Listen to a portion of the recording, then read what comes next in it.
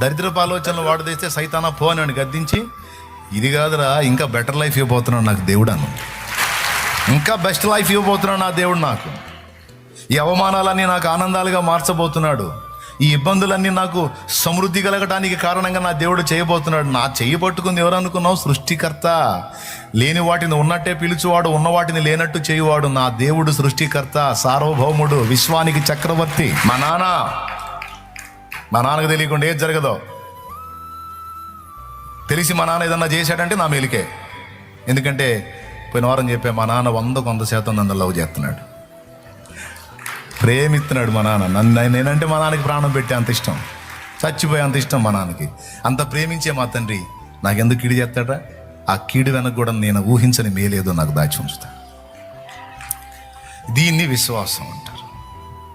ఈ విశ్వాసం అనే డాలుతో ఆ దుష్టుడు వేసే అగ్ని బాణాలు ఎదిరించాలి.